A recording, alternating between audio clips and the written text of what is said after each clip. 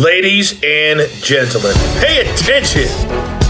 This is your boy, the coach from the WWE. I would like to welcome you to the very first wrestling podcast in the world to take you on a weekly deep dive into classic matches along with legends of the squared circle.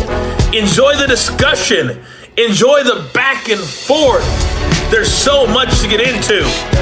Ladies and gentlemen, this is The Payoff.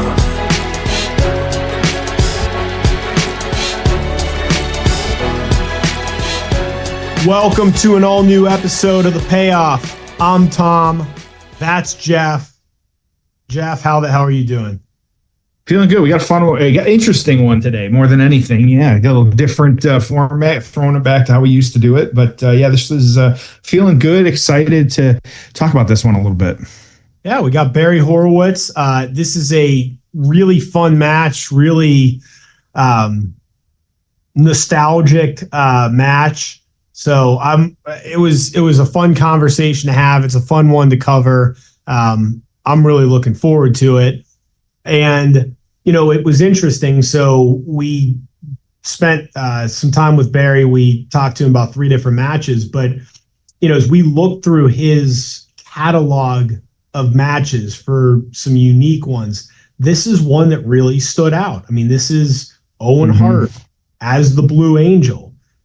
This is before Blue Blazer. This is before every other iteration of Owen Hart. So what a fun one. And for those that, you know, don't remember or haven't seen much of it, Owen Hart was like a luchador.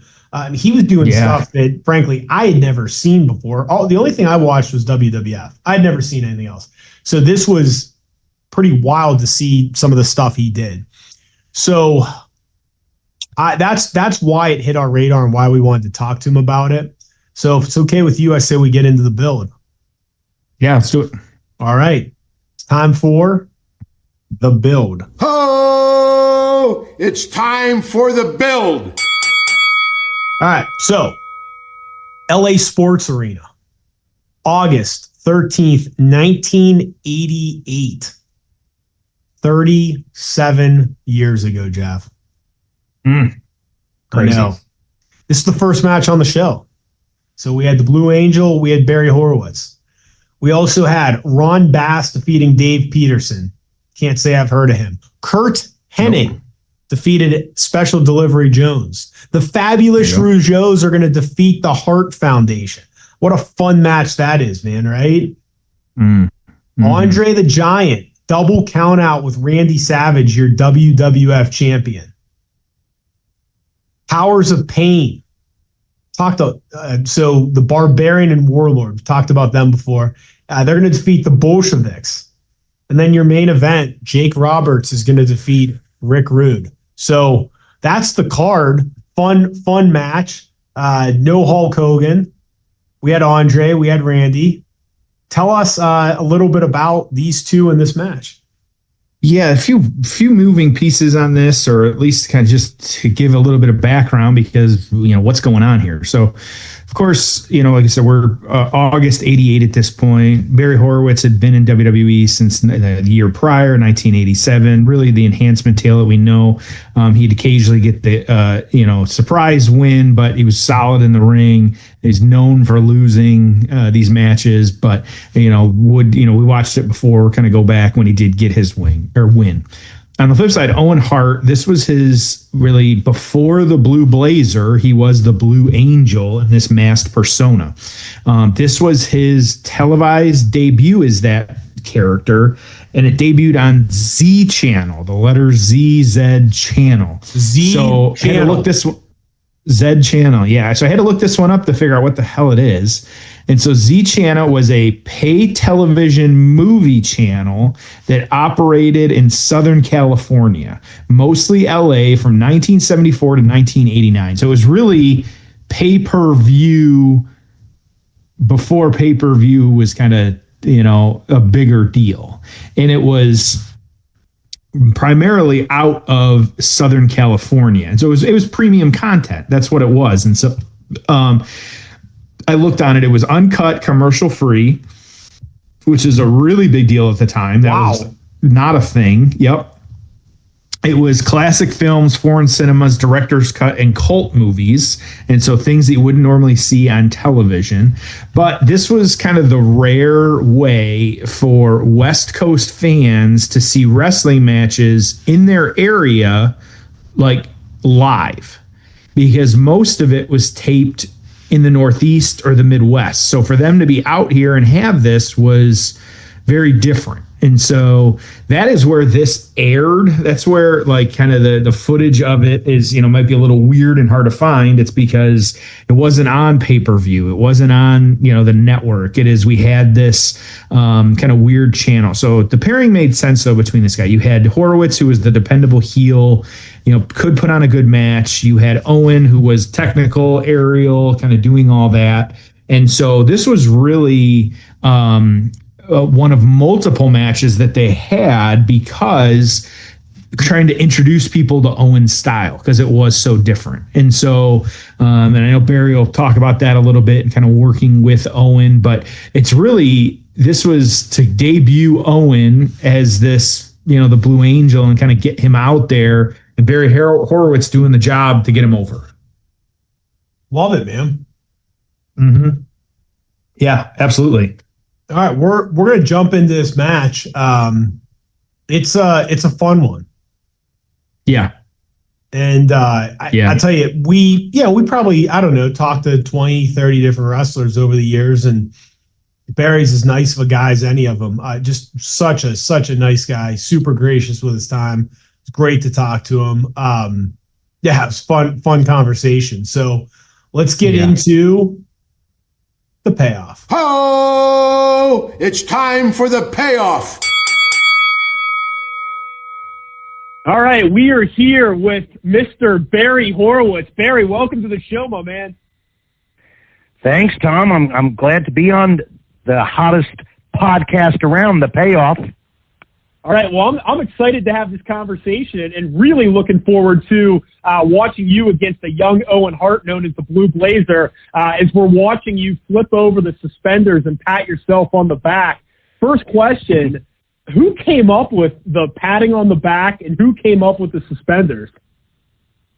The suspenders were just, I just thought of it. I don't know what made me think of it. Maybe I may have seen something, that correlated to country music because that's my hobby and I'm a big fan of country music.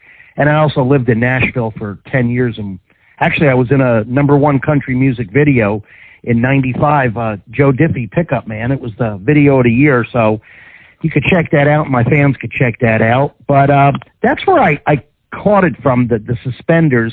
The pat on the back happened in one of my amateur matches. It was in high school. And basically I won by a point. So I patted myself on the back just as a goof. I was only, 17, 18 in my senior year. And I didn't do it like I do it now, the entertainment way. It was just something flukish. And I got reprimanded for it and almost lost a match for being poor sport and so forth. But when I turned pro and was thinking something different that a heel does, I thought of that. And really, made it an entertainment pat on the back, if you will.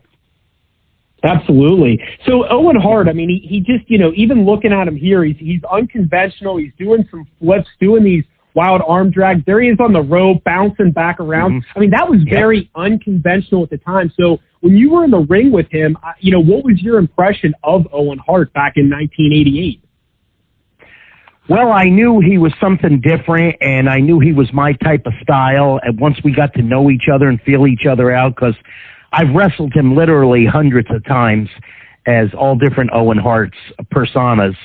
And he was just different. Now, I've seen some of the moves he's doing right now, the flips and the arm drags and so forth, the Mexican arm drags and the different conventional arm drags.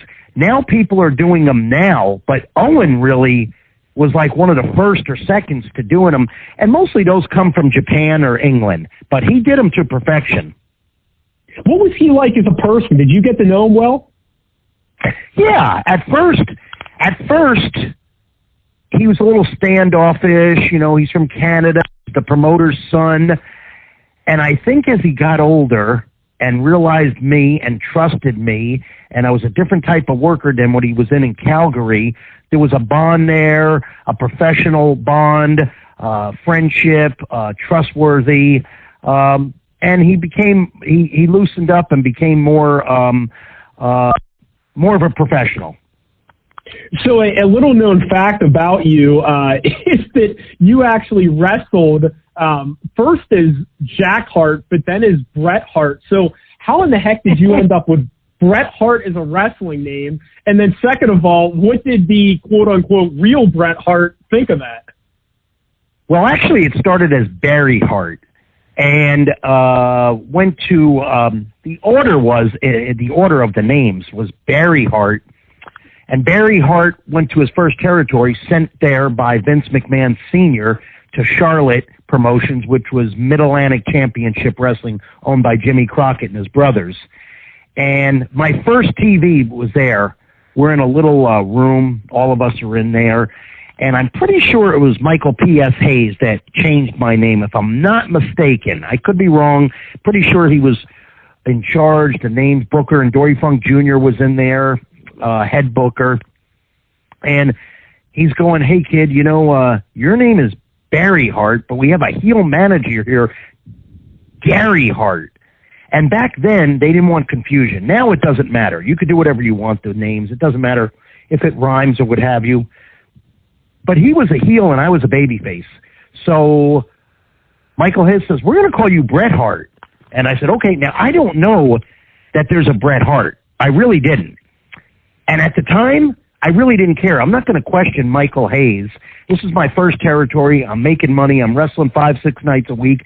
I'm getting polished. I'm traveling with the likes of Jay Youngblood, Mark Youngblood, Ricky Steamboat, Mike Rotunda, One Man Gang, Ric Flair, Bob Orton Jr., Rufus R. Jones, Jimmy Valiant. The list goes on and on and on. Sonny Fargo. And I'm having the time of my life. So you can call me whatever you want. So that was the end. That was that. And stayed there for about 2 years, babyface Bret Hart. And then I went to Florida Championship Wrestling, where they changed my name. They turned me heel and changed it to Jack Hart. And they realized the Bret Hart deal and all of that stuff that was going on. I'm pretty sure Mike Graham thought of that. And we left it as Jack Hart.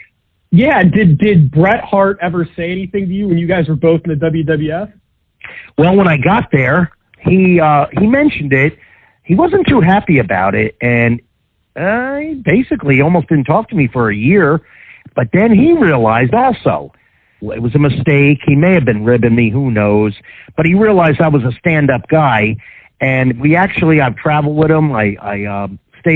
We stayed together in a hotel. One time we shared a room. I stayed at his house. So I gained his respect because if you noticed my style, Owen style, the Calgary style, the Stu Hart style, is technical wrestling. And they realized I was trained by the great Malenko, and they realized all that and realized that it was just a mistake and I'm not some goofball. So one of the names you mentioned was Vince McMahon Sr. What was Sr. like, and how was he different than Jr.? He's kind of quiet, man. I didn't get to talk to him that much, just quiet, low speaking. And Vince Jr. is more flamboyant, bigger speaking, bigger voice, more innovative. That's the difference, in my opinion. So one of the things I found fascinating in my research is you literally have wrestled everyone over a look at you with a super kick right there. Maybe Shawn Michaels stole that off of you. And we're going to talk about Shawn Michaels here in a minute because I know you're a big fan of his work. But so you literally wrestled everyone: Taker, Sting, Shawn Michaels, Goldberg, Flair, Bret Hart, Kevin Nash, Razor Ramon, Jake Roberts, Bob Backlund, Chris Benoit, Eddie Guerrero, Ultimate Warrior, Randy Savage. You do a YouTube search of you, and it's like, wait, he couldn't have possibly wrestled all of these guys. Is there anyone that you didn't wrestle that you wish you would have had the chance to? 2 people. Okay. One, I didn't wrestle Hulk Hogan, ever. Yeah, and that's hard to believe. Yeah, never wrestled him. He was in a separate bracket now. You think about it, world champion, main eventer, just, it wasn't in the mix. But my ultimate person to wrestle is Kurt Angle. Wow. Yeah. For numerous reasons. First of all, I'm a big fan of Kurt Angle and I've never met him. And the reason is, first of all, he's an Olympic gold medalist. I mean, how many people could say that? An American Olympic gold medalist wins the medal with a broken neck, adapts to the professional ranks instantly. His promos, his look, his verbiage, his intelligence, his career, his resume. I mean, a lot of guys are NCAA champions, AAU champions, Big Army champions. They're all this, all that. But are you in a gold medalist champion? Olympic gold? No. Kurt Angle owns that. And forever. You hear Tom Brady and Bill Belichick say, they can never take that away from us. We won the Super Bowl 6 times going on 7, thank you. But they could never take that away from Kurt Angle. And I said, I just like his style and stuff. I'd love to go about 20 to 30 minutes technical wrestling match, my gimmick against his. And, yeah, I would just love that. So you just did the roll-up to Owen that you would end up doing the skip to beat him for that first time. It was kind of that, half Nelson, you'd roll him over. I had never seen anyone do that before. Where'd you come up with that? Well, it's actually not I need to correct you there, Tom. Please do. I'm just a fan. You're talking to Mr. Technical here, thank you. That's right. Anyway, a roll-up is, most of the times you see a roll-up, they'll drop you behind, or you'll come up from behind, you push them into the ropes, you'll roll up into them, and it's a 1, 2, 3, or sometimes it's a 1, 2, pull the trunks, 1, 2, 3, and you win with a screw finish. But what I used, nobody uses, and I did it on purpose, and I did it in amateur too, but in amateur it was called the ball and chain. It's a 3/4 Nelson grapevine. And really, when you cinch that sucker in, you can't get out of it. You're not going to kick out. It's not a submission. It's a pinning combination that's almost impossible to get out. Well, yeah, I was going to ask you how you came up with that. I didn't realize you were using it early in your career. That's fascinating. Oh, yeah. So what made you want to become a pro wrestler? Oh, gosh. I saw a match back, I guess I was 13 or 14 years old in my hometown of St. Petersburg, Florida. And it was Thunderbolt Patterson against Mr. Clean, Gordon Soley, commentator, narrating the match, commentating the match, and on Florida Championship Wrestling, and I was hooked. And it wasn't a pipe dream. I knew I would do this. I mean, I did everything possible to chase my dream, and I did, and I got it. Man, watching Owen Hart run the ropes throughout this match, I mean, he was moving twice as fast as anyone else in that era. It's really unbelievable to watch.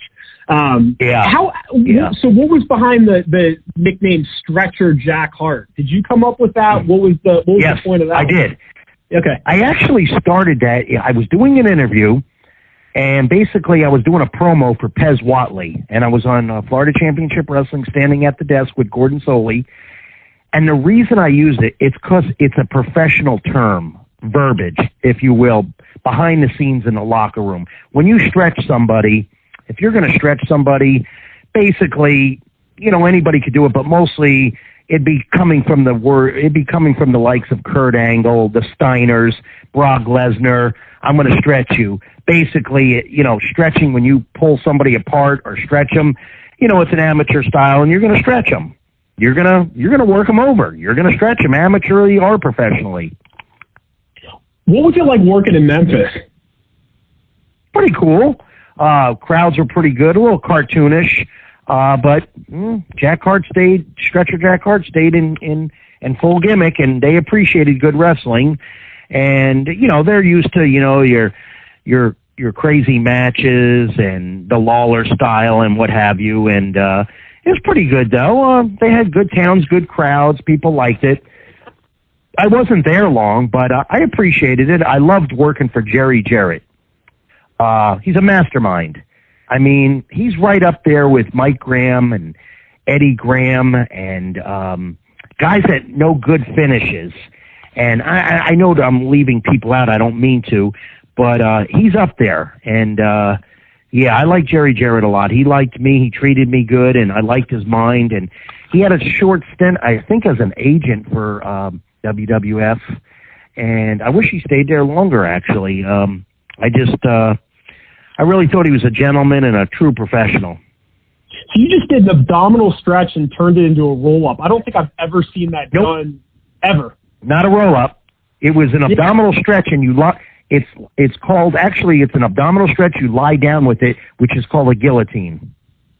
That's fantastic. And now you're going to the top rope, Owen with the kip up. Man, he was good. You're taking the flare spot off the top. Really good. Oh, yeah. He kipped up good, and so did Shawn Michaels. So you've mentioned in other interviews you're a big Shawn Michaels fan, right?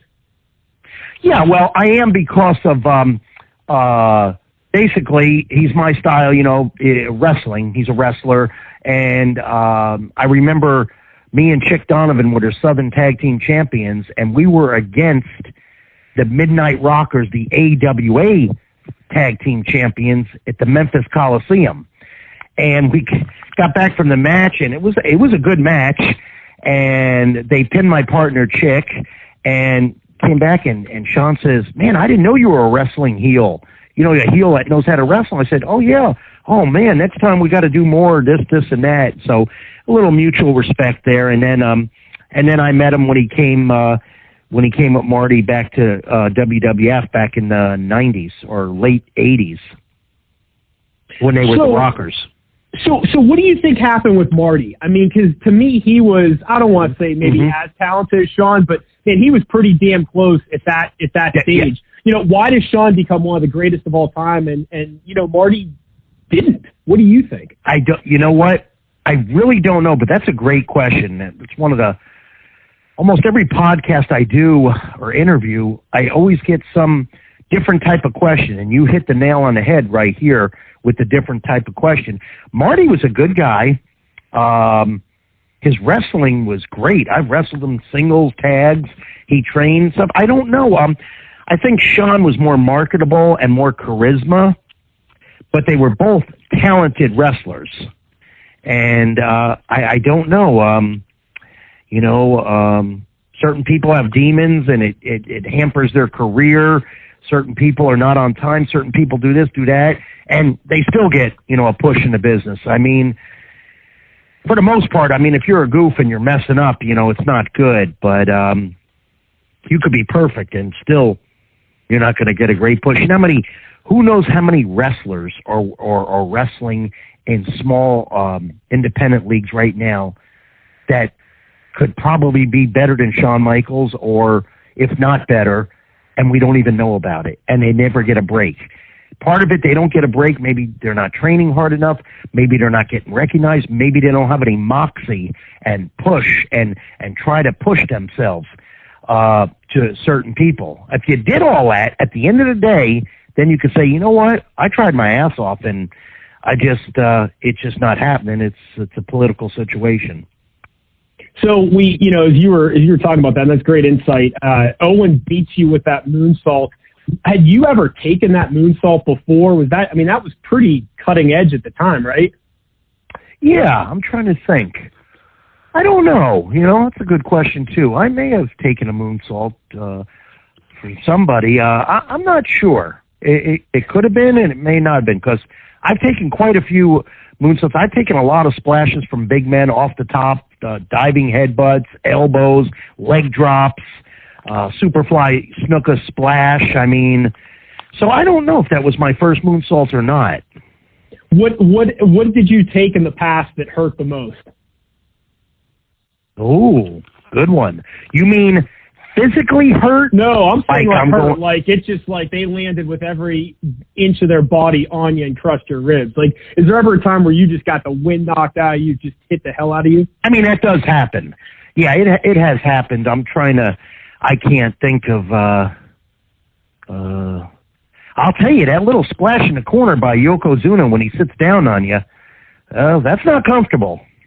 Well, that was one I watched. I'm like, I don't understand how land with most of your weight? I mean, how's he? It's not like he's sitting there doing a squat. I mean, he's sitting on top of your chest.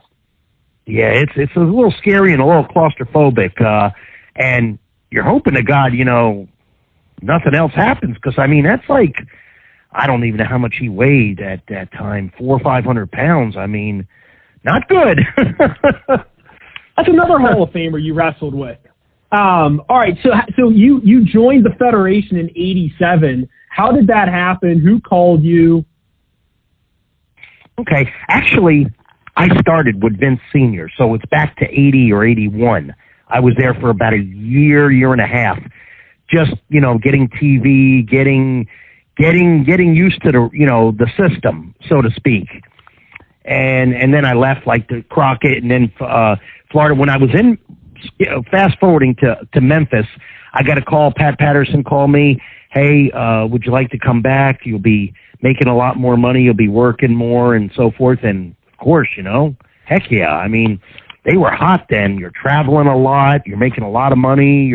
Hulk Hogan's a champion. Ted DiBiase, $1 Million Man's there. Everybody's there. And yeah, I want to be part of the party. So yeah, I said, of course, yes. Sign me up. Thanks for calling me. I feel flattered. I mean, they're hunting me down. They probably have people watching tapes and people talk and, telephone, telegraph, tell a wrestler. You know how that works. So, yeah, I guess news spreads quick, especially when they want you. Hey, is it true that you called Gorilla Monsoon at his house at one point? Yes, I did. Yeah, I called him from a payphone in Belmar, New Jersey, thought I knew it all, and told him I was wrestling like 2 years.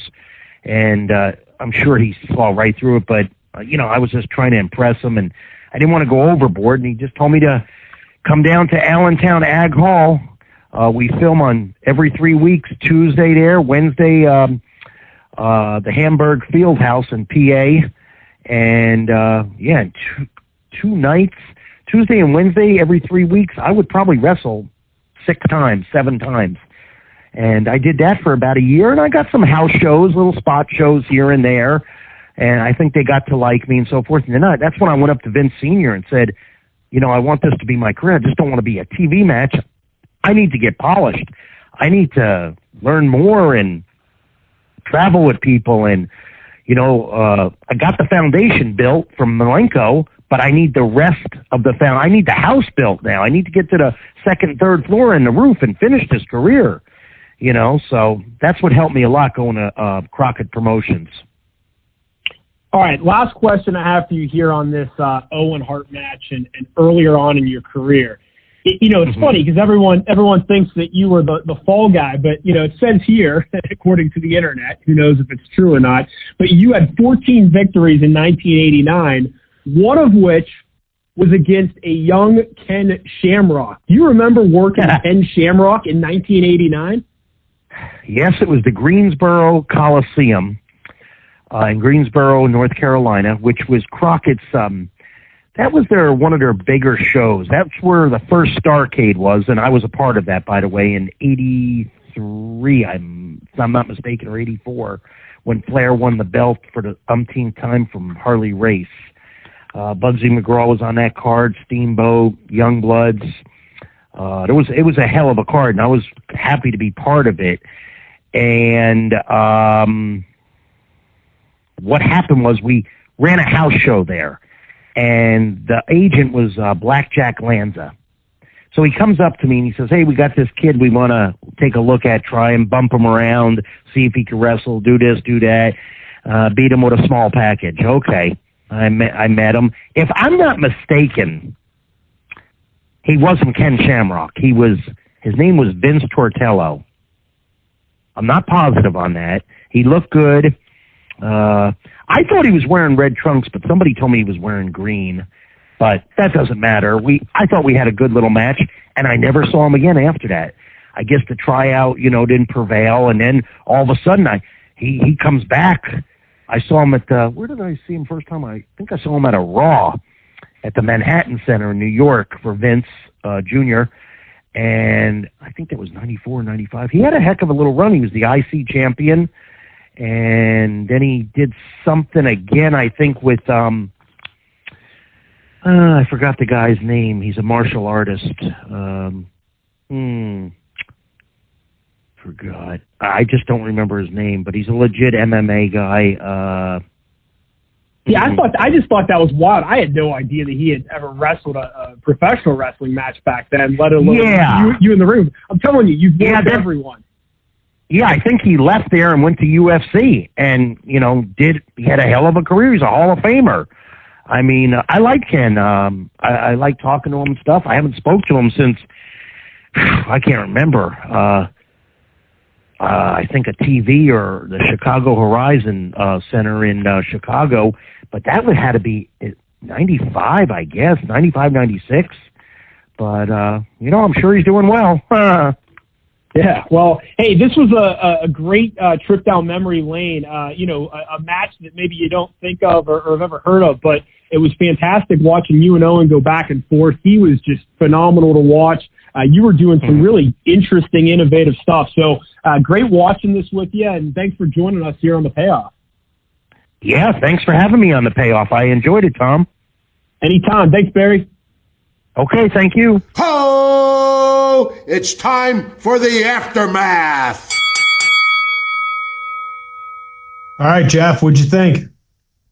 Really good. Great to hear him kind of tell the story. Kind of great to just really see Owen. Like, you just know who he is and what he's doing. And so to watch that and kind of hear someone that was in there with him, just really good stuff. Yep. I don't think people realize how good of a in-ring worker and professional wrestler that Owen Hart was. I mean, he was really, really, really good. And, he is one of those, what ifs just in terms of when you talk about best of all time that never was a world champion, he's probably, I think he has to be in the top 10. Yeah. So was that good? And man, like the things he was doing, you didn't see in the WWF. You didn't see, in much of the world. And for him to do that, but still be a relatively big guy, he never looked small in the ring, right? I never thought of him, and again, it was a different era, but he didn't look small versus Brett. He didn't look small versus Sean. He never really looked small. And one of the biggest what ifs is, what if you got another Brett match, if you got another Stone Cold match, and then of course Owen Hart versus an Eddie Guerrero or a Chris Benoit or a Kurt Angle or an Edge. You go down the list of all the guys, and man, again, horrible what happened personally, but I'm just saying from a professional wrestling career standpoint, gosh, it's totally a shame what we missed. So yeah, that's it, man. It was a lot of fun. Yeah, it really is all of it. And so good stuff. And so kind of, how this one, the aftermath, if you will, it was Owen's first televised appearance as the Blue Angel. But he'd been wrestling in house shows really since the month prior. He would then kind of come out about a month later as the Blue Blazer, continuing to feud with Barry Horowitz, but now we're on Superstar. And so it really showcased Owen's in-ring ability, established him as a star. Everyone saw how good he was and what he was doing, and so just awesome stuff. And so Horowitz, though, continued that enhancement role, though the loss didn't really matter at this point, but kind of showed him that he was the veteran. He's willing to elevate younger guys. I think we've seen that. He said that, like, it's just really good. And so no PWI this one, kind of too early on that one, but a few write-ups on this one. 411 Mania, I just pulled some different ones here. Angel's innovative offense, praised Angel's innovative offense, giving the match 1.5 stars, highlighting how cutting edge it was the time. Blog of Doom also gave it 1.5. Good match, some pacing issues due to the technical work. I see a B- here and there, or the both guys just doing what they're supposed to be doing. So I think it's hard to kind of rate this one, but what would you say about this one? I liked it a lot. I mean, I'm going to give it a 7. I just thought the match was really fun, and then the history around it, and yeah, I just was a big fan, man. Like to me, like this is just one of those like hidden gem things that you didn't even realize existed. I think of it like the Tom McGee match, right? And then you watch it, and you're like, that was a really fun few minutes. Like I really, really enjoyed it. So that's how I felt about this. When you discover these things that you just didn't even know happened or existed, it's pretty cool. What about for you? Yeah, absolutely. I'm going to give it a 5. Like, I think it was what it was, kind of showcasing. I wouldn't expect, it was really good, maybe 5.5 because, it's Owen Hart and doing what he did. And they did have some chemistry out there. But yeah, I think just overall, like this was more than, the match, the interview and kind of hearing him was what was important on this one. But yeah, really good stuff overall. Cool. All right. We did a good job. What do we have next couple weeks here? What do we have here? Yeah, I was looking at this right now. We're gonna get a little crazy right now because I'm making the next couple of weeks here. I see what you did with episode 316. By the way, you're welcome. Or is that a coincidence? Nope, that was intentional. Good job. Okay. And so yes, next week 316 we have to have a Steve Austin match. So we're doing Steve Austin, Stone Cold versus Kurt Angle for the championship at Unforgiven 2001. Really good match. But then because we're gonna throw it back a little bit more, with Sabu's passing, another Too Cold Scorpio match. This was one that everybody was talking about as well too. That you got to make sure to cover. But then we get into some weird ones. I decided to go dig into the WWE Vault. As they're releasing some of this new stuff. And I know at the moment when they release it, I send it to you and I was like, do not watch this. We're going to watch it on the show. And so I've got some crazy ones. Goldust and Shawn Michaels for the championship in an 18-minute ladder match. And so do not remember that one at all. I got a Bret Hart versus Stone Cold versus Undertaker dark match. Don't remember that one, obviously. How about Madison Square Garden? Bret Hart and Undertaker taking on Diesel and Shawn Michaels. I don't like what the hell, And then even crazier, I believe this is going to be our first Texas Tornado match. Mr. Perfect, again, crazy tag match here. Mr. Perfect and Rick Rude taking on the Ultimate Warrior and the Texas Tornado. So we got some crazy ones lined up over the next couple of weeks here. I mean, it's a hell of a slate. You're doing a great job with these. Man.